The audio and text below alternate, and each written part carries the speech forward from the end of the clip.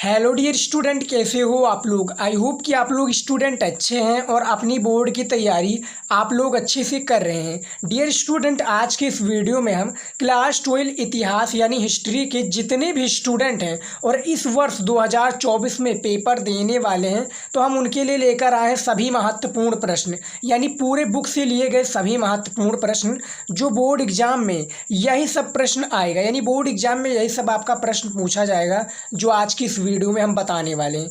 तो वीडियो को लास्ट तक जरूर देखिएगा। जितने भी स्टूडेंट चैनल पर नए तो हमारे चैनल को भी सब्सक्राइब कर लीजिए। तो चलिए शुरू करते हैं आज का ये इंपॉर्टेंट वीडियो। सबसे पहले हम बहुविकल्पीय प्रश्न से शुरुआत करेंगे, क्योंकि ये आपके बोर्ड एग्जाम में कितना 10 नंबर का पूछा आता है बहुविकल्पीय प्रश्न, और काफ़ी ज़्यादा इंपॉर्टेंट हो जाता है, क्योंकि बहुविकल्पीय प्रश्न से ही आपकी कॉपी की क्या होती है, शुरुआत होती है।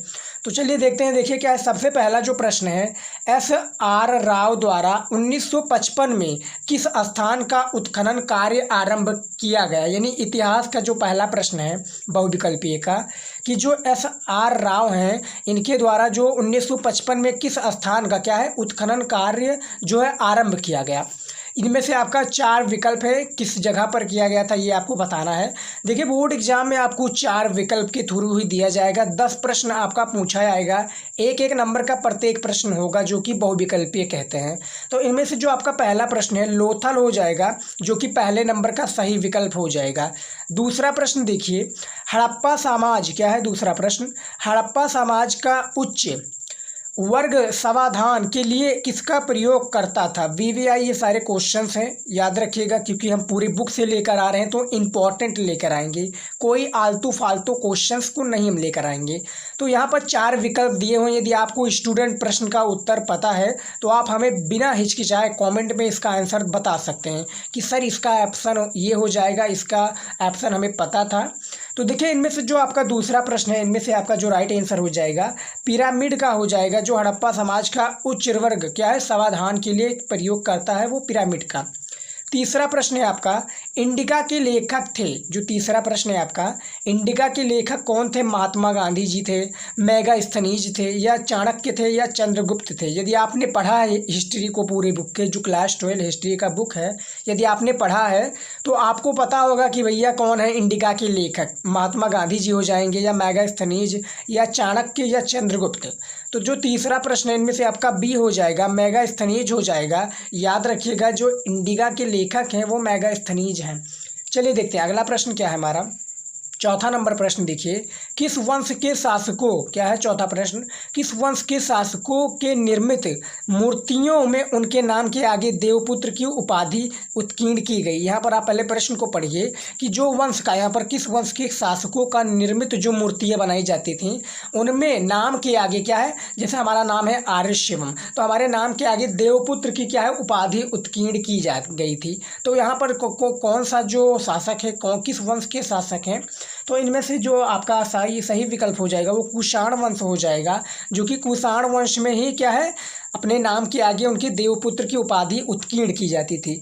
स्टूडेंट जो बैकग्राउंड में आपका वॉइस आ रहा है, यानी सॉरी जो बैकग्राउंड में हमारी वॉइस आ रही है, बैकग्राउंड वॉइस को आप इग्नोर कीजिए, आप क्वेश्चंस पर ध्यान दीजिए, हमारी वॉइस पर ध्यान दीजिए। बैकग्राउंड वॉइस काफ़ी परेशान करती हैं तो उस पर आप मत ध्यान दीजिएगा। और यदि आपके पास कॉपी पेन है तो प्लीज़ लेकर बैठ जाइए। जितने भी मैं इंपॉर्टेंट क्वेश्चंस को बता रहा हूँ वो चाहे ऑब्जेक्टिव हो या सब्जेक्टिव हो, उसको आप नोट करते चलिएगा, क्योंकि हिस्ट्री का इंपॉर्टेंट वीडियो है।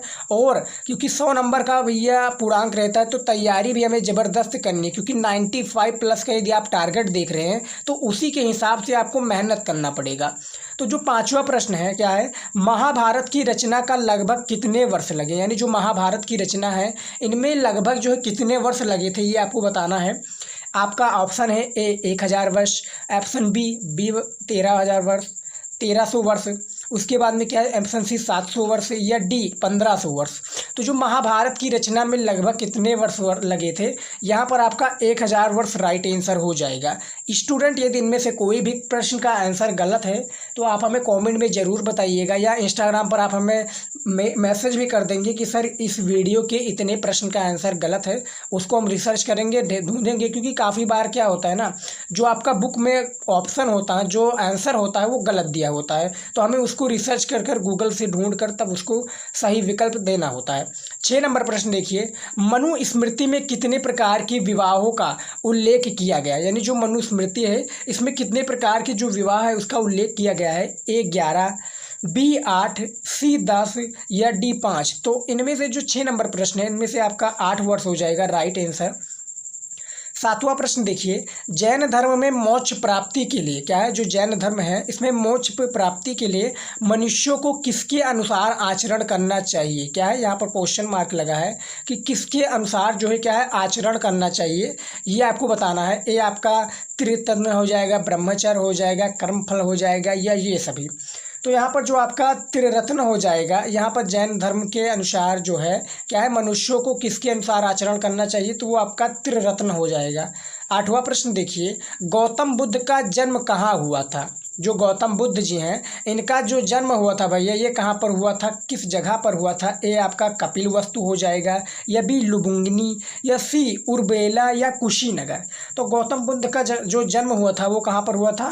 सभी को पता होगा, हमने इसको काफ़ी बार बताया है हिस्ट्री में इसको हमने काफ़ी बार बताया है। और ये प्रश्न क्या है VVI है, ये हर साल आपका आता है, तो इसको आप प्लीज़ नोट कर लीजिएगा। और सारे प्रश्न इंपॉर्टेंट है लेकिन जो VVI है और भी ज़्यादा इंपॉर्टेंट है, जो लगातार 5-6 वर्षों से चले आ रहे हैं आपकी बोर्ड एग्जाम में। तो यहाँ पर आपका लुम्बिनी हो जाएगा जो कि नेपाल में स्थित है। नेपाल की लुम्बिनी में गौतम बुद्ध का जन्म हुआ था। उसके बाद में देखिए क्या है 9 नंबर प्रश्न देखिए, अल बिरूनी ने पतंजलि ग्रंथ का अनुवाद किस भाषा में किया था? जो अल बिरूनी है इन्होंने पतंजलि ग्रंथ का जो अनुवाद है ये बेसिकली किस भाषा में किया था ये आपको बताना है।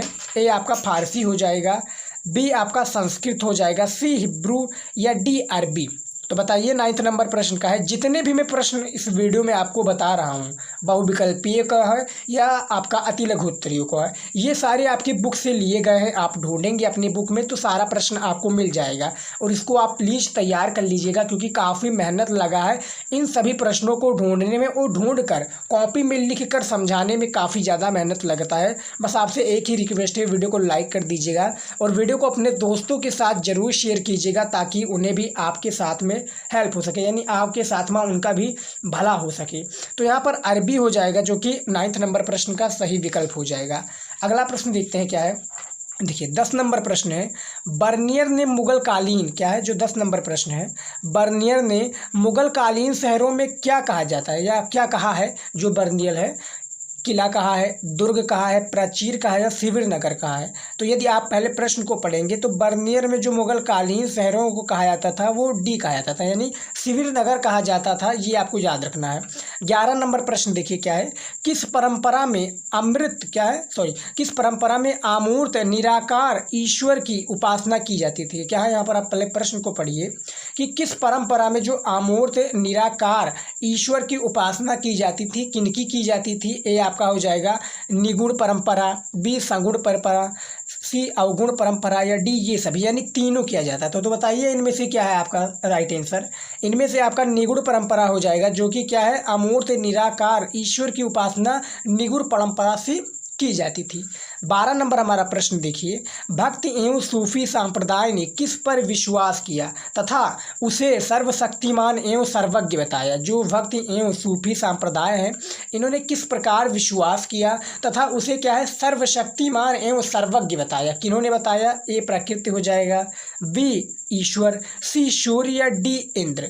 तो यहाँ पर जो 12 नंबर प्रश्न है इसको यदि आपको पता है आंसर, मैंने स्टूडेंट बताया था यदि आप तैयारी कर रहे हैं हिस्ट्री की और आपका एक प्रकार से तैयारी कर रहे हैं, आपका एक टेस्ट नहीं हो पा रहा है तो आप इसको टेस्ट के रूप में भी ले सकते हैं। आप सारे प्रश्न का शुरुआत से आंसर देखिए और उनमें से आप बताइए कि इनमें इसका आंसर हमें पता है तो आप उसको नोट करते चलिएगा और लास्ट में हमें बताइएगा पूरा कैलकुलेशन के बाद में आप बताइएगा कि हमारा इतना सही गया है सर। उसी के हिसाब से हम आपकी तैयारी जो है अच्छे से कराएंगी। तो यहाँ पर जो 12 नंबर प्रश्न है उसका जो राइट आंसर हो जाएगा क्या हो जाएगा? बी हो जाएगा, ईश्वर हो जाएगा सही विकल्प। 12 नंबर का क्या हो जाएगा? बी राइट आंसर हो जाएगा। अब देखिए 13 नंबर प्रश्न क्या आ चुका है, कृष्णदेव राय के शासनकाल तेलुगु भाषा का स्वर्णिम क्या है? कृष्णदेव राय की जो शासनकाल तेलुगु भाषा का स्वर्णिम काल था, परंतु किस एक अन्य भाषा का भी विकास हो। आपका क्या हो जाएगा, संस्कृत हो जाएगा, जो कि राइट आंसर हो जाएगा। 13 नंबर प्रश्न का बी राइट आंसर हो जाएगा। अब देखिए हमारा 14 नंबर प्रश्न क्या आ चुका है, क्योंकि सारा जो क्वेश्चन है वीवीआई क्वेश्चन से और पूरे बुक से लिए गए हिस्ट्री के इंपॉर्टेंट क्वेश्चन है। देखिए विजयनगर साम्राज्य का स्थापना किस वर्ष हुई थी, यानी जो विजयनगर साम्राज्य है इसकी जो स्थापना हुई थी ये बेसिकली कितनी ईस्वी में हुई थी, ये आपको बताना है। ए आपका हो जाएगा 1336 ईस्वी में, बी 1337 ईस्वी में, सी 1338 ईस्वी में या 1340 ईस्वी में। तो विजयनगर साम्राज्य की स्थापना याद रखिएगा, ये भी आपका बोर्ड एग्जाम में पूछा जा सकता है कि जो विजयनगर साम्राज्य की स्थापना है ये किसने की थी। तो हरिहर और बुक्का ने, याद रखिएगा हरिहर और बुक्का ने कितने ईस्वी में किया था, 1336 ईस्वी में विजयनगर साम्राज्य की क्या है, स्थापना की थी। ये आपको याद रखना है। चलिए देखते हैं अगला हमारा प्रश्न क्या आ चुका है।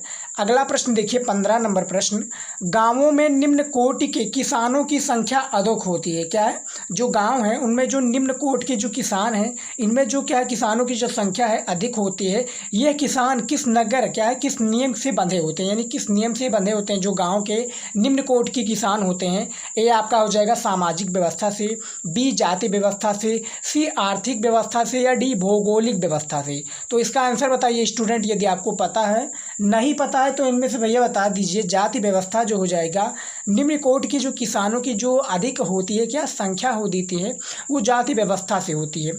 16 नंबर देखिए, हिस्ट्री का सारा इंपॉर्टेंट क्वेश्चन है। और यदि आपने अभी हमें फॉलो नहीं किया इंस्टाग्राम पर और टेलीग्राम चैनल को हमारे नहीं ज्वाइन किया है तो लिंक डिस्क्रिप्शन में दिया हुआ है, जाइए ज्वाइन कीजिए। हम वहाँ पर भी न्यू अपडेट्स लाते रहते हैं। 16 नंबर देखिए क्या है, इटली क्या है, इटली यात्रा जो क्या है, इटली जो यात्री हैं जोवन्नी कारेरी क्या है, जोवन्नी करेरी भारत में किसके आगमन संबंधी विवरण देता है, किसके आगमन जो संबंधी विवरण देते हैं। इनमें से जो 16 नंबर प्रश्न है इनमें से आपका चांदी हो जाएगा बी नंबर, जो कि 16 नंबर का बी राइट आंसर हो जाएगा। उसके बाद में देखिए 17 नंबर प्रश्न क्या पूछा गया है, स्थायी बंदोबस्त किसने लागू किया। जो स्थायी बंदोबस्त है, मैं जितने भी आपको ऑब्जेक्टिव क्वेश्चंस बता रहा हूँ ये सारे इंपॉर्टेंट हैं, मोस्ट इंपॉर्टेंट है और पूरे बुक से लिए गए हैं, क्योंकि यही सब प्रश्न आपके बोर्ड एग्जाम में भी देखने को मिल जाएगा। तो सारे क्वेश्चंस को यदि आप कॉपी में लिखना चाहें तो लिख सकते हैं, नहीं तो आप इसी तरीके से भी याद कर सकते हैं। तो जो स्थायी बंदोबस्त किसने लागू किया था ये आपको बताना है। ए आपका लॉर्ड कॉर्नवालिस हो जाएंगे, या बी थॉमस मुनरो हो जाएंगे, या सी हॉल्ट मैकेंजी या लॉर्ड वेलेस्ली। तो बताइए जो 17 नंबर प्रश्न है इनमें से आपका ए राइट आंसर हो जाएगा, लॉर्ड कॉर्नवालिस हो जाएंगे। क्या है, कॉर्नवालिस हो जाएंगे। स्थायी बंदोबस्त इन्होंने ही लागू किया था। 18 नंबर प्रश्न देखिए क्या है, दक्कन विद्रोह कब हुआ था। बहुत ही ज़्यादा ये सारे इंपॉर्टेंट क्वेश्चन हैं, याद रखिएगा। और मैं इसलिए इंपॉर्टेंट कह रहा हूँ क्योंकि पूरे बुक से लिए गए हैं और पूरे बुक में बहुत सारे प्रश्न हैं और हम सारे प्रश्नों को करा कर रहेंगे जो इंपॉर्टेंट है, जो आपकी बोर्ड एग्जाम से संबंधित हैं। क्योंकि भैया बुक में दिया है तो कहीं से भी पूछा जा सकता है, किसी को भी नहीं पता है, लेकिन इंपॉर्टेंट क्वेश्चन का पता जो है लगाया जा सकता है कि कौन आने वाले हैं, कौन पिछले साल आए थे, कौन नहीं आए थे। तो यहाँ पर जो दक्कन विद्रोह कब हुआ था, 1855 ईस्वी में, या बी 1860 ईस्वी में, या सी 1875 ईस्वी में, या डी 1880 ईस्वी में। तो इनमें से जो आपका सी राइट आंसर हो जाएगा, याद रखिएगा 1875 ईस्वी में क्या है दक्कन विद्रोह का क्या है आरंभ हुआ था, दक्कन विद्रोह हुआ था ये 1875 ईस्वी में। 19 नंबर प्रश्न देखिए, 1857 की क्रांति किस शहर से प्रारंभ हुई थी। बहुत ही ज़्यादा ये इंपॉर्टेंट क्वेश्चन है, याद रखिएगा, मोस्ट इंपॉर्टेंट, क्योंकि ये जो हम प्रश्न बता रहे हैं ये काफ़ी बार हमने बताया है वीडियोज में अपने। 1857 ईस्वी में क्रांति किस शहर से प्रारंभ हुई थी। ए कलकत्ता में हुई थी, बी दिल्ली में, सी इलाहाबाद में, या डी मेरठ में। तो जो 19 नंबर प्रश्न है इनमें से आपका याद रखिएगा डी हो जाएगा, मेरठ हो जाएगा, जो कि 1857 ईस्वी की क्रांति से जो प्रारंभ हुई किस शहर से, मेरठ शहर से। अगला प्रश्न देखिए क्या है हमारा, देखिए अगला प्रश्न हमारा आ चुका है, भारत का पहला वायसराय कौन था। 20 नंबर जो हमारा प्रश्न है, भारत का पहला वायसराय कौन था। लॉर्ड क्लाइव, या लॉर्ड कॉर्नवालिस, या लॉर्ड कैनिंग, या लॉर्ड क्या है कैनिंग, कैनिंग और लॉर्ड कैनिंग। तो बताइए इनमें से जो आपका सही विकल्प हो जाएगा कौन सा हो जाएगा? सी हो जाएगा, लॉर्ड कैनिंग हो जाएंगे। अब देखिए हमारा यहाँ से अब जो प्रश्न स्टार्ट हो जाता है वो क्या स्टार्ट हो जाता है? अति लघु उत्तरीय का, जो कि 3 नंबर का आई थिंक हिस्ट्री में पूछे जाते हैं। 3 नंबर का 10 क्वेश्चन होता है और काफ़ी ज़्यादा इंपॉर्टेंट क्वेश्चन होता है। तो इसका भी हमने प्रश्न और सही दिया है, प्रश्न के साथ में हमने उत्तर बताया हुआ है, तो इसको भी आप देखिएगा, इसके साथ में ही है। तो देखिए पहला नंबर जो प्रश्न क्या है हिस्ट्री का, हड़प्पा सभ्यता को सिंधु घाटी की सभ्यता क्यों कहते हैं? यानी जो हड़प्पा सभ्यता है इसको सिंधु घाटी की सभ्यता क्यों कहते हैं, ये आपको बताना है। ऐसे ही क्वेश्चंस आपके बोर्ड एग्जाम में भी पूछे जाएंगे और सारे क्वेश्चंस इंपॉर्टेंट है, तो प्लीज़ आप सारे क्वेश्चंस को नोट कर लीजिएगा कॉपी पेन में। इसका आंसर देखिए, हड़प्पा सभ्यता के सर्वाधिक साक्ष्य और स्थल सिंधु नदी घाटी से अवस्थित हैं, इसलिए हड़प्पा सभ्यता को सिंधु घाटी की सभ्यता कहते हैं। यानी यहाँ पर जो प्रश्न क्या हो रहा है कि हड़प्पा सभ्यता को सिंधु घाटी की सभ्यता क्यों कहा जाता है? जो हड़प्पा सभ्यता है इसको बेसिकली जो सिंधु घाटी की सभ्यता है ये क्यों कहा जाता है, इसमें बताइए। तो हड़प्पा सभ्यता का जो सर्वाधिक साक्ष्य और स्थल है वो सिंधु नदी घाटी में है। यानी जो हड़प्पा सभ्यता है इसमें जो साक्ष्य या जो स्थान हुआ कि हड़प्पा सभ्यता यहाँ पर था, यहाँ पर इसके साक्ष्य हैं, तो सिंधु नदी घाटी में अवस्थित है, इसीलिए हड़प्पा सभ्यता को सिंधु घाटी की सभ्यता भी कहा जाता है। बहुत ही आसान प्रश्न का आंसर था, इसको आप नोट कर लीजिएगा और प्लीज़ याद कर लीजिएगा, क्योंकि यही सब प्रश्न आपके बोर्ड एग्जाम में भी देखने को मिल जाएंगे, आपके पेपर में भी, तो आप तैयार कर लेंगे। और यदि आपने हमारा वो वीडियो नहीं देखा है जिसमें हमने इंपॉर्टेंट टॉपिक्स को कवर किया है, तो प्लीज़ आप जाइए वो भी वीडियो भी चेकआउट कीजिए, क्योंकि वो भी वीडियो काफ़ी ज़्यादा इंपॉर्टेंट है। वो चाहे अति लघु उत्तरीय प्रश्न हो, लघु उत्तरीय हो या दीर्घ उत्तरीय प्रश्न हो, वो सारी चीज़ें इंपॉर्टेंट है। सिर्फ उसमें हमने ऑब्जेक्टिव क्वेश्चंस को नहीं बताया है, ऑब्जेक्टिव क्वेश्चंस हम आपके ऐसे ही तैयार करवा देंगे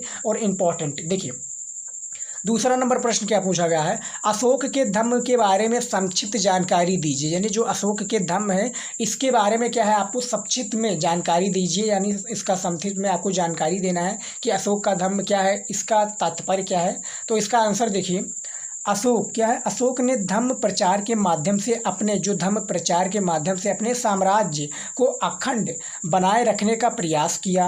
अशोक के अनुसार धम्म के माध्यम से लोगों का जीवन इस काल में और इसके बाद भी अच्छा बना रहेगा। यानी कहने का जो तात्पर्य है, जो सम्राट अशोक जी हैं, अशोक ने धम्म प्रचार के माध्यम से, यानी धम्म एक इनके प्रकार से एक प्रचार का माध्यम था अपने साम्राज्य को अखंड बनाने के लिए और अखंड बनाने के रखने के लिए प्रयास के लिए इन्होंने एक क्या चालू किया, प्रसार चालू किया, जिसका नाम है धम्म।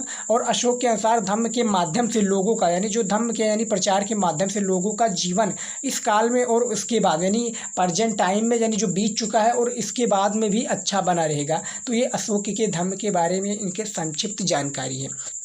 देखिए 3 नंबर प्रश्न देखिए क्या है, पितवंशिकता तथा मातृवंशिकता के बीच कोई 2 अंतर बताइए। यानी कोई 2 अंतर आपको बताना है पितवंशिकता तथा मातृवंशिकता के बारे में। तो देखिए इसमें क्या है, बहुत ही ज़्यादा इंपॉर्टेंट ये प्रश्न है और हर साल आने वाला ये आपका इंपॉर्टेंट क्वेश्चन है। तो इसका आंसर देखिए क्या है, पितवंशिकता क्या क्या तात्पर्य है, ये वंश परंपरा पिता से पुत्र क्या है, ये जो वंश है पितवंशिकता, इसमें आपका साफ दिखाया जा रहा है कि पिता के बारे में है और ये माता के बारे में है। तो इसका पूरा डिटेल में 2 अंतर हमें बताना है। तो ये देख लीजिए, ये वंश परंपरा पिता से पुत्र फिर पौत्र पपौत्र आदि से ही चलती आ रही है। यानी उसके यानी पितृ, जैसे हम पिता हैं, हमारे पिता, उसके बाद में हमारे बेटे का पुत्र, उसके बेटे का पुत्र, तो ये सारी जो प्रक्रिया है धीरे धीरे चली आती हैं। मातृवंशिका में क्या है, इस वंश की परंपरा माँ से जुड़ी होती है, यानी माँ से जुड़ी होती है, वो पिता से जुड़ा होता है।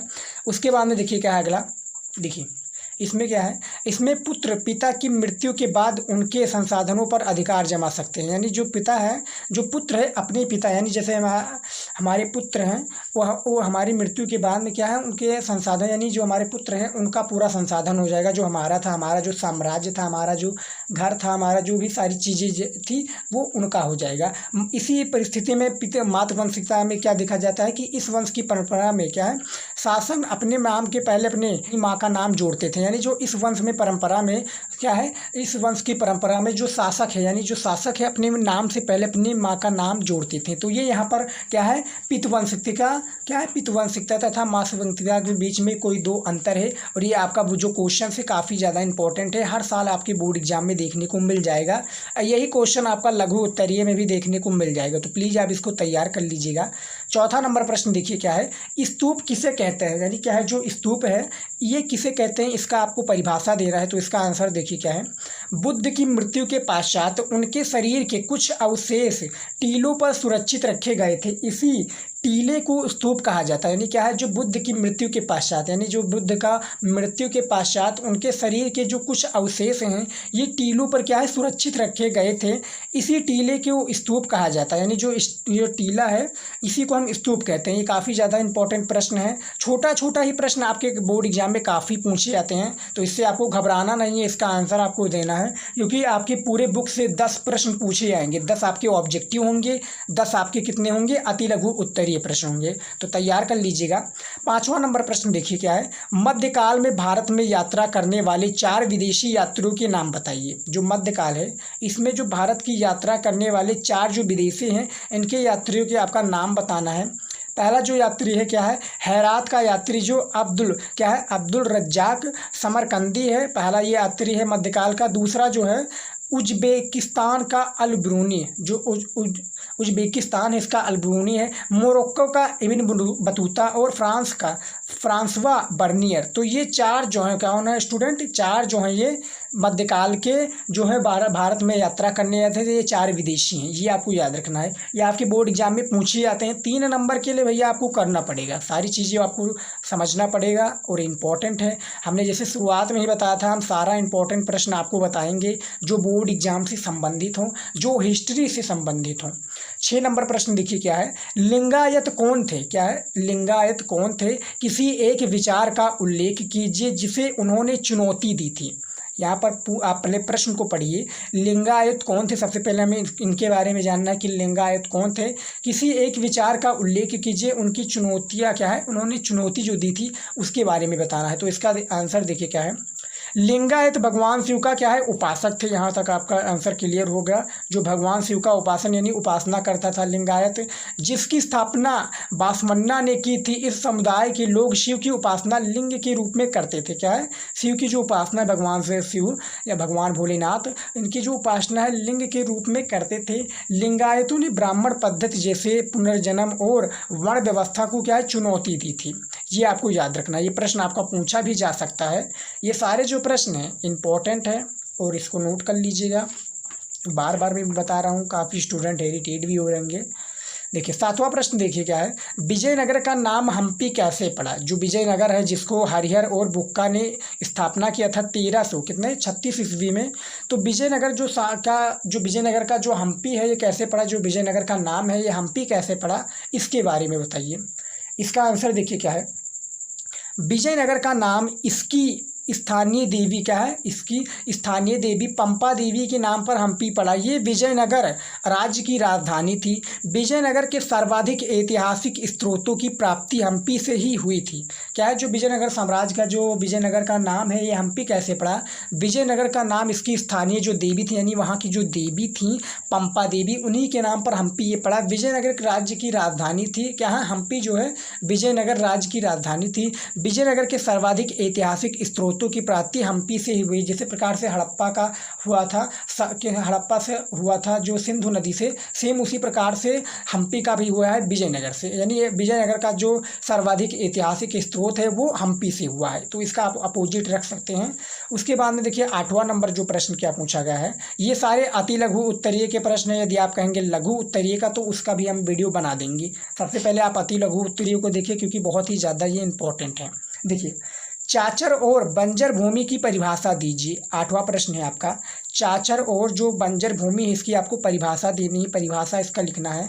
तो सबसे पहले हम चाचर भूमि का परिभाषा देख लेते हैं कि इसका परिभाषा क्या होता है। देखिए चाचर भूमि वो होती है जो लगभग 3 अथवा 4 वर्षों तक खाली पड़ी रहती है। यानी जो चाचर भूमि है लगभग क्या है 3 अथवा 4 वर्षों से ये क्या है खाली पड़ी रहती है, यानी बंजर बन जाती है। बंजर नहीं पड़ती है लेकिन ये खाली पड़ी रहती है, यानी वो ज़मीन पर कुछ भी नहीं उपजाऊ किया जाता। बंजर भूमि में क्या होता है, जिस भूमि की उत्पादन क्षमता बहुत कम होती है, कोई कई वर्षों से सूखी पड़ी रहती है, उसी क्या है बंजर भूमि हम कहलाते हैं। लेकिन इसमें जो होता है चाचर भूमि में इसमें 4-5 साल कुछ नहीं किया जाता है, कुछ भी नहीं बोया जाता, ना उगाया जाता, कोई भी काम नहीं होता है। तो ये चाचर और बंजर भूमि में अंतर है, ये दोनों में अंतर भी पूछा जा सकता है। तो दोनों में भैया आप अंतर भी बता सकते हैं। यहाँ पर पूछा गया चाचर और बंजर भूमि की परिभाषा दीजिए, तो हमें परिभाषा हमने दे दिया है, इसका आंसर भी दे दिया है। उसके बाद में देखिए क्या है, 9 नंबर प्रश्न देखिए, सूर्यास्त कानून क्या था। यहाँ पर आप पहले प्रश्न को देखिए, सूर्यास्त कानून क्या था, या सूर्यास्त कानून से आपका क्या आशय है, सूर्यास्त कानून किसे कहते हैं, सूर्यास्त कानून को परिभाषित कीजिए। तो ये सारे जो आपके घुमा फिरा कर जो क्वेश्चंस पूछे जाते हैं, इसका राइट आंसर ये हो जाता है। देखिए, सूर्यास्त कानून के अंतर्गत जमींदारों को अपना राजस्व नियत क्या है, जो राजस्व नियत दिन के सूर्य ढलने से पहले अदा करना होता था। ऐसा नहीं करने पर उनकी जमींदारी नीलाम कर दी जाती थी। यहाँ पर क्या है, बहुत ही सख्त कानून था सूर्यास्त कानून। इसका अर्थ जो है कि सूर्यास्त कानून के जो अंतर्गत जो जमींदार होते थे, वहाँ को अपना क्या है, राजस्व नियत दिन के सूर्य, ये जो आपका दिन होता था, दिन के सूर्य ढलने से पहले अदा करना होता था। ऐसा नहीं करने पर उनकी जो क्या है, जमींदारी है, नीलाम कर दी जाती थी। तो ये सूर्यास्त कानून का एक प्रकार से अर्थ है। इसका अर्थ आप देख सकते हैं कि जो जमींदारी है, यदि सूर्य से ढलने से पहले उनका क्या है, अदा नहीं करते थे, ऐसा करने से उनको जमींदारी नीलाम कर दी जाती थी या किसी दूसरे को दे दिया जाता था। देखिए, हमारा 10 नंबर प्रश्न है, 1857 ईस्वी के विद्रोह की शुरुआत कब हुई। जो 1857 ईस्वी के जो विद्रोह हुए थे, इसकी शुरुआत कब हुई, इसको बारे में आपको बताना है। तो इसका आंसर देखिए क्या है, 10 मई 1857 को मेरठ से, हमने ऑब्जेक्टिव क्वेश्चन में इसका प्रश्न को क्लियर किया है। मेरठ में क्या है, मेरठ, ये भी आपका प्रश्न पूछा जा सकता है, जैसा कि हमने बताया है कि 1857 की विद्रोह किस राज्य से शुरुआत हुई, तो आपका मेरठ हो जाएगा। तो देखिए, 10 मई 1857 को मेरठ से विद्रोह की शुरुआत हुई। विद्रोह करने के साथ ही सिपाहियों ने अपने अंग्रेज अधिकारियों की हत्या कर दी थी। यानी जो अंग्रेज अधिकारी थे, ये विद्रोह करने के साथ में जो सिपाही थे, इन्होंने अपने अंग्रेज अधिकारियों की हत्या कर दी थी तथा शस्त्रागार से क्या लूट लिया था। जो शस्त्रगार थे, यानी जो हथियार थे, बंदूक थे, तोप थे, गोले थे, या जो भी थे, सारी चीज़ें थी, क्या है, शस्त्रागार से लूट लिया। साथ ही अंग्रेजी प्रशासन से जुड़ी इमारतों पर हमला कर दिया। यानी जो अंग्रेज के द्वारा सारी चीज़ें, जो इमारतें हैं अंग्रेज के द्वारा बनाई गई, इन पर क्या कर दिया, इन्होंने हमला कर दिया, जो सिपाही थी। तो 10 मई 1857 को मेरठ से विद्रोह की ये शुरुआत हुई थी। ये आपको याद रखना है, बोर्ड एग्जाम में सारे प्रश्न आपके पूछे जाएंगे। तो हमने अति लघु उत्तरीय का इस वीडियो में स्टूडेंट याद रखिएगा 10 प्रश्न बताया है, और जो बहुविकल्पीय यानी ऑब्जेक्टिव क्वेश्चन हैं उसको हमने 20 बताया है। पूरे बुक से आपकी लिया गया है, जो हिस्ट्री का बुक है आपके, और न्यू सिलेबस के आधार पर लिया गया है, जो आपकी बोर्ड एग्जाम के आने के लिए काफ़ी ज़्यादा इंपॉर्टेंट है। हमारा टारगेट इस समय स्टूडेंट है 100 में से 95 प्लस का, और हम मेहनत भी कर रहे हैं। तो हमारे साथ आप भी मेहनत कीजिए और अपने जीवन का लक्ष्य एक निर्धारित कर दीजिए कि बोर्ड एग्जाम में हमें क्या है, टॉप पर बनना है। तो आप बनकर रहेंगे, बस आपके लिए मेहनत करना पड़ेगा, सारी चीज़ें आपको पढ़नी पड़ेंगी। तो स्टूडेंट, आज के लिए बस वीडियो इतना ही था। आई होप कि आज का वीडियो आपको पसंद आए तो वीडियो को लाइक कीजिएगा, शेयर कीजिएगा। मिलता है नेक्स्ट वीडियो में नए टॉपिक के साथ, नया वीडियो को लेकर। जय हिंद।